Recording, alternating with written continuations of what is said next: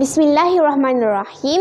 Sekalung apresiasi buat saudara penerajuk acara, barisan kehormat yang arif lagi bijaksana, para juri yang profesional, warga dewan penuh berkarisma. Seterusnya, sidang maya yang dihormati sekalian. Assalamualaikum warahmatullahi wabarakatuh dan salam sejahtera. Juga salam seisi maya. Saya singkap tirai pidato hari ini dengan mauduk bicara Lestari Khazanah Alam.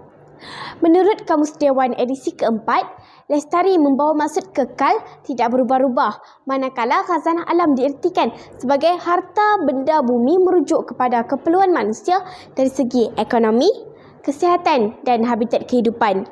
Lantaran itu, garapan tajuk pidato saya, Lestari Khazanah Alam, membawa maksud nyata, kekalkan harta benda milik bumi sekaligus meletakkan kita warga sejagat bertanggungjawab menggalas amanat tersebut. Hadirin warga maya yang dihormati sekalian.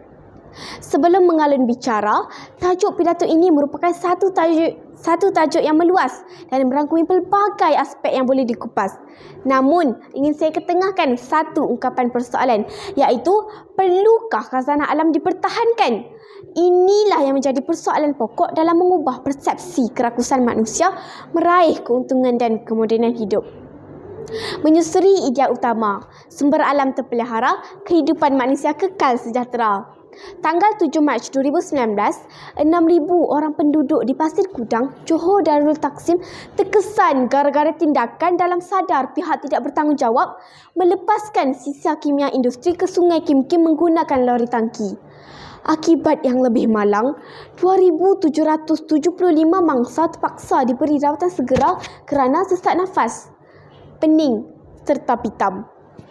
Puluhan pelajar sekolah di sekitar kawasan menjadi mangsa, malah sebanyak 111 buah sekolah terpaksa ditutup.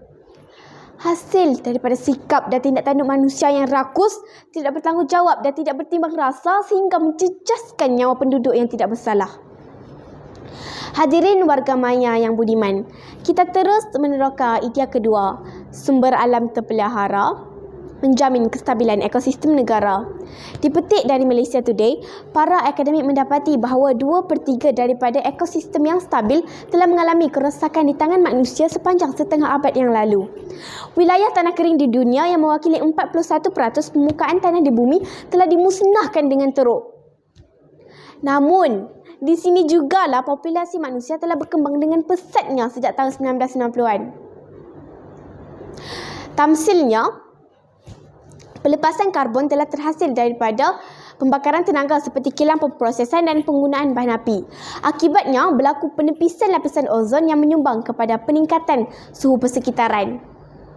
Sidang pendengar yang setia, idea terbilang terakhir saya, sumber alam terpelihara, habitat dan fauna sejahtera. Penjagaan khazanah alam mempengaruhi habitat flora dan fauna.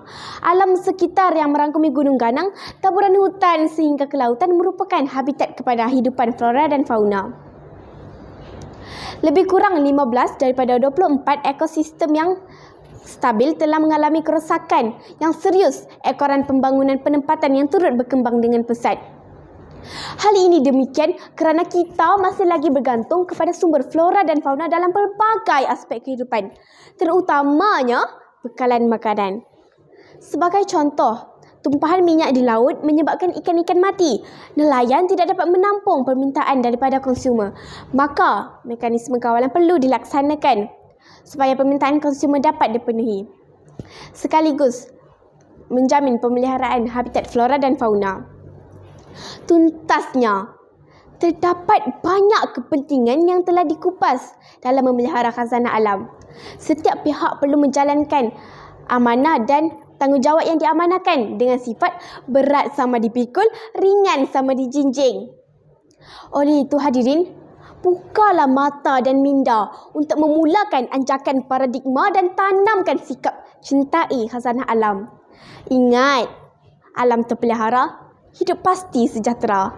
Sekian, wabillahi taufik wa hidayah. Wassalamualaikum warahmatullahi wabarakatuh.